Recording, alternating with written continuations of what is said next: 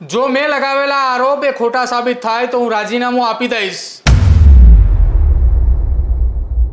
અને મારે એને કોઈ પર્સનલ દુશ્મની હતી નહીં ડીસીપી જગદીશ બાંગરવા સાહેબ સાથે।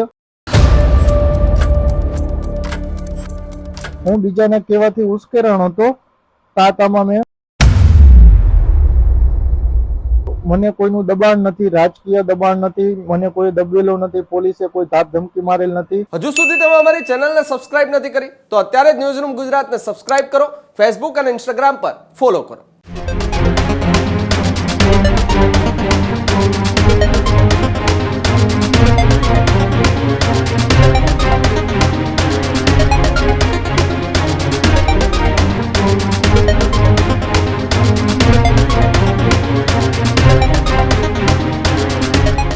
જો મેં લગાવેલા આરોપ એ ખોટા સાબિત થાય તો હું રાજીનામું આપી દઈશ। વડગામના ધારાસભ્ય જિગ્નેશ મેવાણી હવે ક્યારે રાજીનામું આપશે તેની ચર્ચાએ ફરી એકવાર શરૂ થઈ છે। ફરી એક વખત ચર્ચા એટલા માટે શરૂ થઈ છે કે થોડા સમય પહેલા રાજકોટના ક્રાઇમ બ્રાન્ચના ડીસીપી જગદીશ બાંગરવાની સામે જિગ્નેશ મેવાણી એક મોરચો માંડ્યો હતો। એક કથિત પત્રકારની વાતમાં આવીને જિગ્નેશ મેવાણીએ જે મોરચો માંડ્યો હતો એ મોરચામાં હવે પત્રકારે ખુલાસો કર્યો છે કે જેને લઈને અત્યારે એ ચર્ચાએ ચારે કોર છે કે શું ખરેખર જિગ્નેશ મેવાણી એ રાજીનામું આપશે। વિગતે વાત કરીએ આ અહેવાલમાં।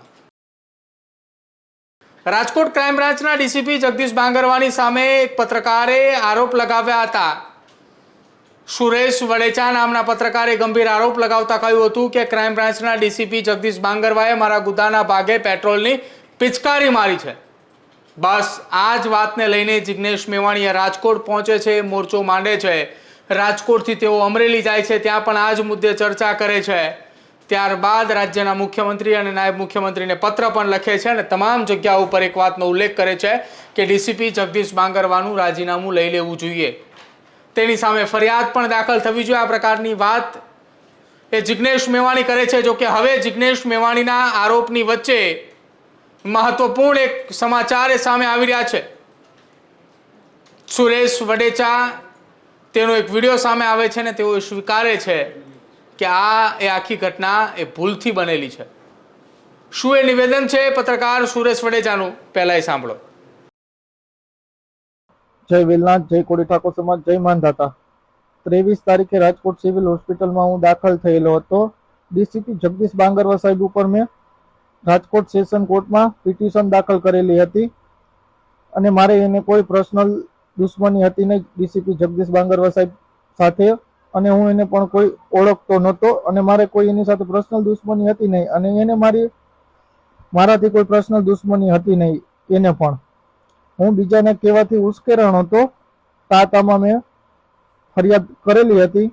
એ ફરિયાદ હવે હું પાછી ખેંચી લઉં છું। મને કોઈનું દબાણ નથી, રાજકીય દબાણ નથી, મને કોઈ દબેલો નથી, પોલીસે કોઈ ધાક ધમકી મારેલ નથી। તો રાજકોટના કથિત પત્રકાર સુરેશ વડેચા કે જેનો નિવેદન સાંભળતાની સાથે જ જિગ્નેશ મેવાણીએ હલ્લાબોલ મચાવ્યો હતો, જગદીશ બાંગરવાની સામે મોરચો માંડ્યો હતો। હવે જ્યારે આરોપો સાબિત નથી થતા, પહેલા મેડિકલ રિપોર્ટ આવ્યો તેમાં પણ આરોપો સાબિત ન થયા અને હવે ખુદ જે વ્યક્તિ આરોપ લગાવ્યા હતા તેણે આખી વાતમાં કબૂલાત કરી છે।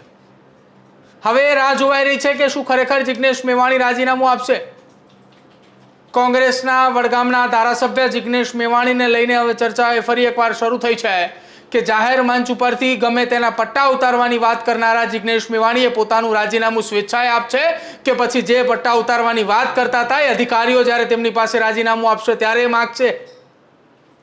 સવાલ એટલા માટે થઈ રહ્યો છે કે એ વાવથરાદ હોય કે પછી એ રાજકોટ હોય, જ્યારે પોલીસ અધિકારીઓની વાત આવે છે ત્યારે જાહેર મંચ ઉપરથી પટ્ટા ઉતારવાની વાત કરતા જિગ્નેશ મેવાણી હવે ક્યારે એ જાહેરમાં માફી માગશે ખરા કે પછી આ વખતે પણ એવું કહેશે કે ડીસીપી ક્રાઇમ બ્રાન્ચના જગદીશ બાંગરવાની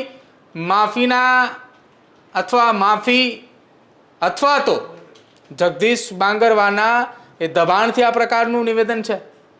હવે જોવાનું રહેશે આવનારા સમયમાં જિગ્નેશ મેવાણી આ મામલે શું ખુલાસો કરે છે।